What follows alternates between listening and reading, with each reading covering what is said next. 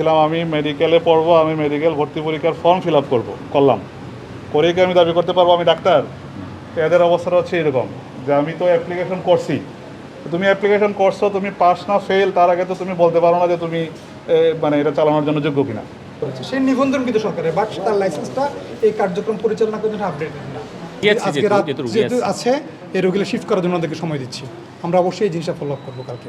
রোগীদের সাথে কথা বলে জেনেছি যতটুকু যে এখানে মেডিকেল পার্সোনাল ওটি অ্যাসিস্ট করেন না, এটা কিন্তু সম্পূর্ণ আইন বিরোধী। একটা অপারেশন করতে গেলে আপনারা জানেন যিনি অপারেশন করবেন একজন সিনিয়র প্রফেসর অপারেশন করেছেন, তার সাথে আমাদের একজন মেডিকেল গ্র্যাজুয়েট ডাক্তার থাকার কথা, অ্যাসিস্ট করবেন একজন বা দুইজন যে কজনই থাকে, কিন্তু ওনারা সেই নিয়মটা ফলো করতে, এটা আমাদের চোখে আমরা ধরা পড়েছে।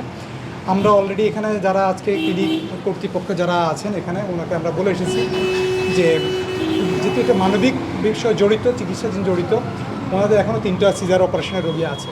আমরা ওনাদেরকে নির্দেশ দিয়ে গেলাম, একটা মানবিক বিবেচনাকে এতটুকু সময় দিচ্ছি যে আপনারা খুব দ্রুতই এই রোগীগুলোকে আপনার সিলেট এমএজিসমানি মেডিকেল যেহেতু কাছে আছে ওখানে শিফট করেন, ওইখানে রোগীগুলো চিকিৎসা হবে। বাকি যে রোগীগুলো আছে যেভাবে ওগুলো আপনার ফ্রি অফ কস্ট যেন আপনার সরকারি চিকিৎসা হবে, আপনার ওখানে পাঠিয়ে দিন এবং একটা বন্ধ। পরবর্তীতে যখন আপনার লাইসেন্স, আপনার অন্যান্য যেসব ক্রাইটেরিয়া থাকবে যেগুলো মেনে চলতে হয় সেগুলো যদি চলে আপনারা আবেদন করবেন, আপনাদের লাইসেন্স নতুন করে নবায়ন হলে আমরা তারপর আপনার অনুমতি দেবে পরিচালনা করার জন্য। আজকে রাত যেহেতু আছে এই রোগীরা শিফট করার জন্য ওদেরকে সময় দিচ্ছি। আমরা অবশ্যই এই জিনিসটা ফলো আপ করবো কালকে। যেটা বোঝায় যে একেবারে লাইসেন্স নেই, একেবারেই নেই, সে কোনো আপনার আবেদন করে নেই, কিছুটা তো আপডেট নেই ওই জিনিসটা সে একটা আবেদন তার কাছে নেই, সে আবেদন নবায়নের জন্য আবেদন করেছে, সে নিবন্ধনকৃত সরকারের বাট তার লাইসেন্সটা এই কার্যক্রম পরিচালনা করার জন্য আপডেট না। অর্থাৎ যেহেতু তার এই কার্যক্রমটা পেন্ডিং আছে তাকে আমরা সময় দিচ্ছি 7 দিন বা দিব, তার 10 দিন দিব। যদি সে পেয়ে যায় দেন আমরা তাকে অনিবন্ধিত যেগুলো ছিল সেগুলা আমরা প্রথম দফায় যখন অভিযান পরিচালনা করেছি ওগুলা বন্ধ, এবং আমরা খবরও নিয়েছি এগুলো এখন আর চালু নাই।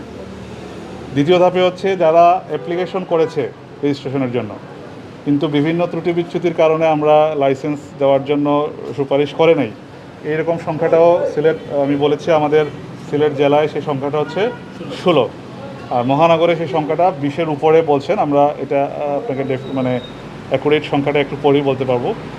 এগুলো হচ্ছে পেন্ডিং আছে, মানে বিভিন্ন কারণে এদেরকে আমরা সুপারিশ করি নাই, এই জন্য। যেমন এটাও এরকম একটা প্রতিষ্ঠান। এখন আমি এটা আগেও উদাহরণ দিয়েছিলাম, আমি মেডিকেলে পড়বো, আমি মেডিকেল ভর্তি পরীক্ষার ফর্ম ফিল আপ করলাম করেই কি আমি দাবি করতে পারবো আমি ডাক্তার? এদের অবস্থাটা হচ্ছে এরকম যে আমি তো অ্যাপ্লিকেশন করছি, তুমি অ্যাপ্লিকেশন করছো, তুমি পাস না ফেল তার আগে তো তুমি বলতে পারো না যে তুমি মানে এটা চালানোর জন্য যোগ্য কিনা।